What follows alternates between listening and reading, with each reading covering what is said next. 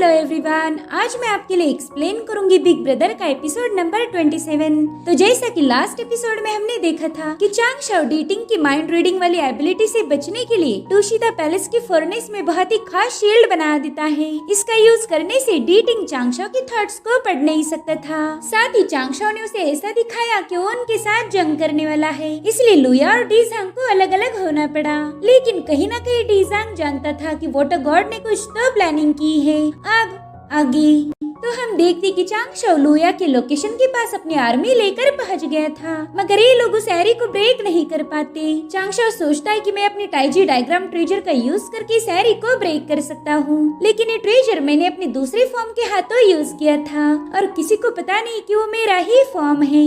अगर अब मैंने टाइजी डायग्राम ट्रेजर का यूज किया तो प्रिंस यांजी समझ जाएगा कि वो मेरा ही फॉर्म है। और चांग शाओ अपनी आइडेंटिटी बिल्कुल भी रिवील नहीं करना चाहता था, मगर चांग शाओ को ये कौन समझाए कि वो जितना यांजी को बेवकूफ समझता है वो उतना है नहीं। वो तो पहले से ये सीक्रेट जानता था। अब चांग शाओ कहता है कि यहाँ की एरी की सराउंडिंग काफी ज्यादा कॉम्प्लिकेटेड है, हम इसे आसानी से ब्रेक नहीं कर पाएंगे, लेकिन मेरे पास एक प्लान है। जिसके बाद वो यांजी की तरफ देख के इवल स्माइल कर रहा था और चांग शाओ के लुक को देखकर ही बेचारा यांजी समझ गया कि अभी उसकी वाट लगाने वाला है। उसके तो पसीने ही छूट गए थे। वही दूसरी तरफ हम कुछ डीमंस को देखते हैं जो अपने टीम के पास वापस जा रहे थे। तभी एक छोटा डीमन आलस देने लगता है तो उसके सीनियर ने अपना भाला ही उसके सिर पे दे मारा। वो कह रहा था कि जंग खत्म होने तक सोना अलाउड नहीं है और ना ही आलस देना। और तभी उनके सामने बड़ी ही तेजी से एक चीज आके गिर गई थी। वो डीमन गुस्से में पूछ रहा था कि कौन है वहाँ पर। और तभी हम यांजी को देखते हैं जो कि अपनी लड़की वाली फॉर्म में आ गया था। उसकी खूबसूरती देखकर तो उन सभी डीमंस की नीयत खराब हो गई। ये लोग तो अपना मिशन भी भूल चुके थे।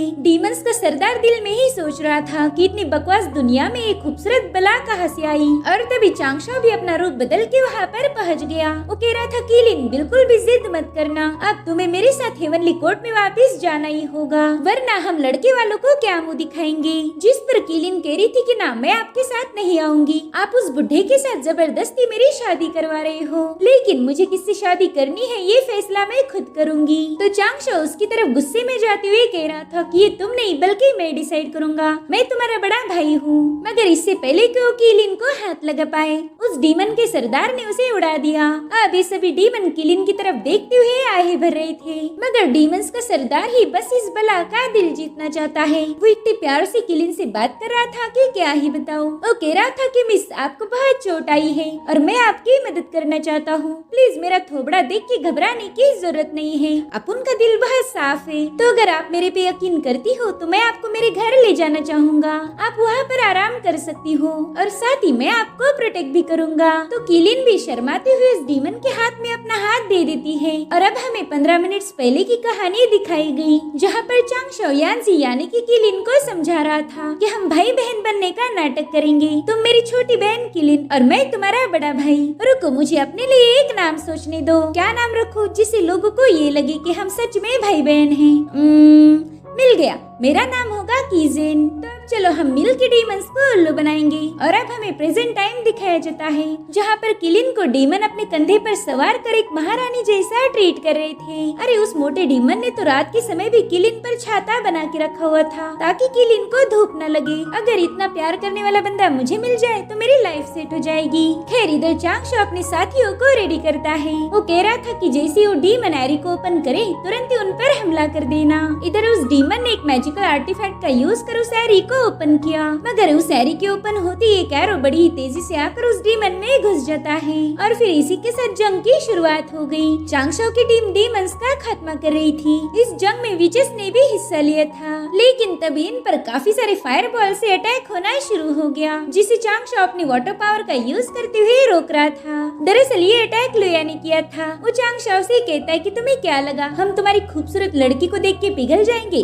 ना कीजिए ना, हम इतने भी बुज़दिल नहीं हैं। और हाँ, पहले मुझे ये बताओ कि मैं तुम्हें कीजिन बुलाऊं या फिर वाटर गॉड? ये सुनकर कीलिंग पूछ रही थी कि चांग शाओ ये अपनी सारी प्लानिंग कैसे जानता है। इधर डीजांग अपने पालतू कुत्ते डीटिंग को लेकर अलग लोकेशन पर चांग शाओ का वेट कर रहा था। तभी डीटिंग कहता है मालिक आपने बोला था कि चांग शाओ ने कोई तरकीब कर कर मुझे उल्लू बनाया है, वो डीमन माउंटेन पर कोई अटैक नहीं करेगा। लेकिन मेरा अंदाजा तो सही निकला। देख लीजिए डीमन माउंटेन पर जंग शुरू हो चुकी है, जिस पर डीजांग कह रहा था कि वो वाटर गॉड बहुत ज्यादा चालाक है वो बिना दूसरी प्लानिंग के डीमंस पर हमला नहीं करेगा। मुझे डर है कि वाटर गॉड ने कुछ और भी खतरनाक प्लान बनाया होगा। इधर हम डीमन अल्टर को देखते हैं, जहाँ पर लुया का चमचा ढेर सारे डीमंस को लेकर उस इमॉर्टल स्लेइंग स्वॉर्ड की रक्षा कर रहा था। वो कह रहा था कि मैं तो अभी से इस तलवार में महान सेंट पांगू की पावर को महसूस कर सकता हूँ। अब जल्दी हमारी ये तलवार तैयार हो जाएंगी और फिर इस शक्तिशाली तलवार का यूज करके हमारे प्रिंस लुया हेवनली गेट को तबाह कर देंगे और फिर वहाँ बनेगा हमारा डीमन कोड। अब उसकी ऐसी लजीज बातें सुनकर सभी डीमन खुश हो रहे थे। उनमें से किसी का ध्यान भी चांगशाओ पर नहीं गया।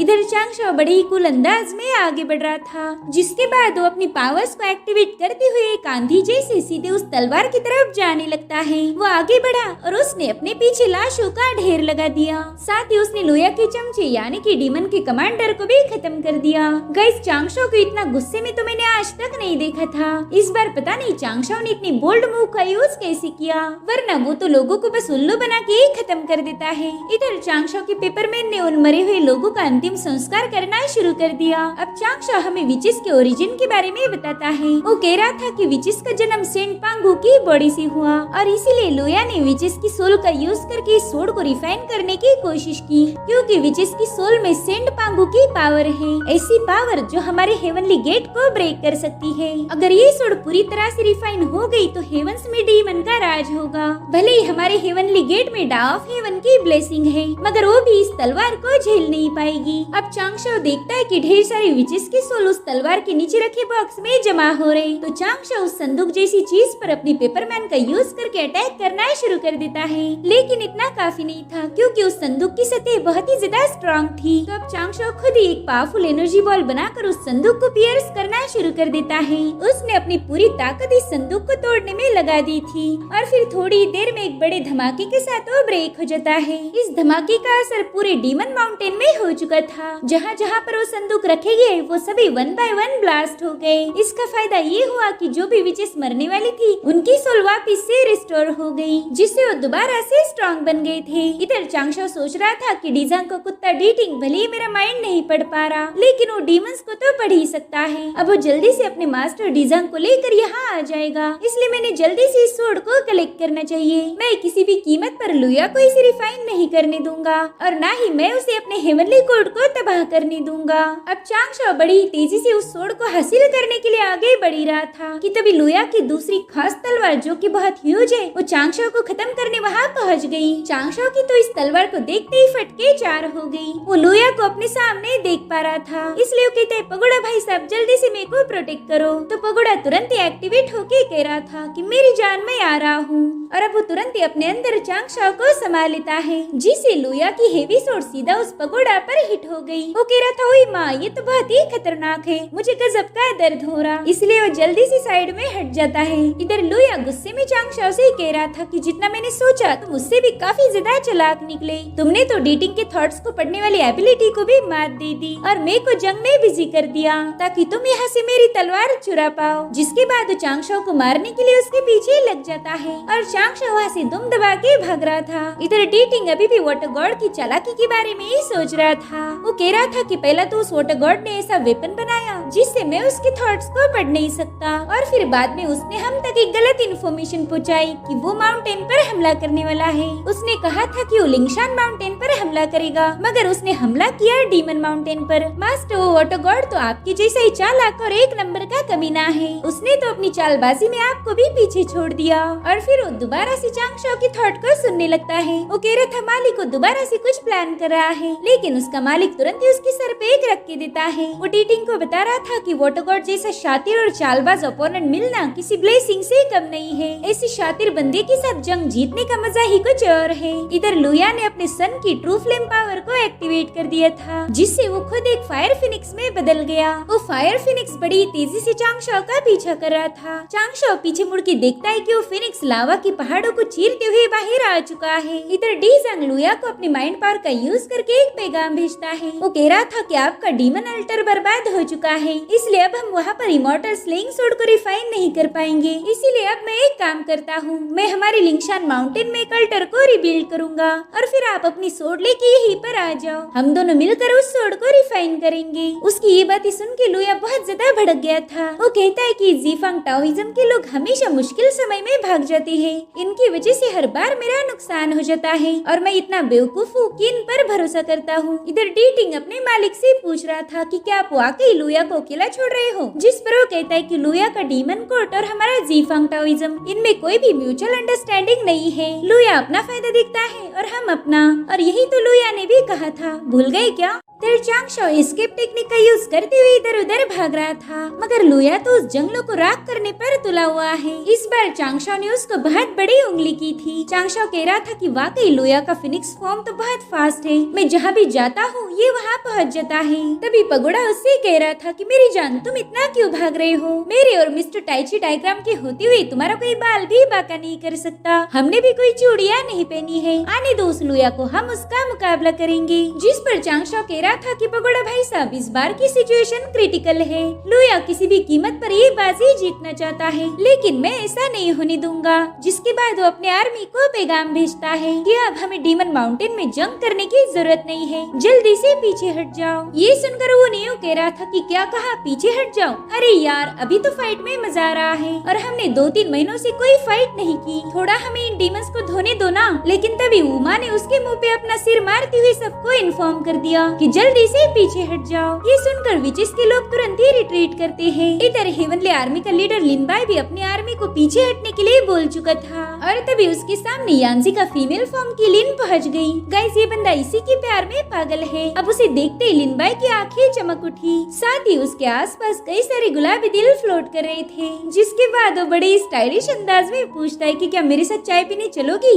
हम बादलों से होते हुए टपरी पर जाएंगे। मगर किलिन ने उसे एक लात मार के बता दिया कि भाड़ में जाओ। इधर डीमंस देखते ही कि सभी लोग जंग का मैदान छोड़ के भाग रहे हैं, इसलिए कुछ डीमन उनका पीछा करने चले गए। वही चांगशाओ को भी पता चल गया था कि अब उसके सभी लोग जंग का मैदान छोड़ के सक्सेसफुली वापस जा चुके हैं और तभी उस पर बहुत ही विशाल फायरबॉल से अटैक हो गया। मगर चांगशाओ जल्दी से साइड में हट जाता है। लुया कह रहा था कि वाटर गॉड इस बार तो मेरे हाथ से बच नहीं सकता। अब उसने अपने कई सारे सनफ्लेम वाले बॉल भी बना लिए थे और इस बार हम चांगशाओ और लुया को आमने सामने देख पाते हैं। एक के पास थी जलाकर भस्म करने वाली फायर पावर, वही दूसरे के पास थी भयानक आग को शांत करने वाली वाटर पावर। वो दोनों भी एक दूसरे को बहुत ही कूल लुक दे रहे थे और अब चांगशाओ अपने हिडन फॉर्मेशन को एक्टिवेट करने लगता है। उसमें लाखों करोड़ों की तादाद में पेपरमैन थे और ये देखकर लुया को भी समझ आ गया कि इस बार वाटर गॉड की मूव कुछ अलग होने वाली है। हम देख पाते हैं कि उस पूरे डीमन माउंटेन में भी पेपरमैन जमीन के नीचे से बाहर आ रहे थे और अब चांगशाओ ने खुद को तबाह करने का हुक्म देता है। इतने सारे पेपरमैन रोते हुए अपनी जान देने के लिए आगे बढ़ रहे थे और वहीं दूसरी तरफ लुया भी चांगशाओ को खत्म करने पहुंच चुका था।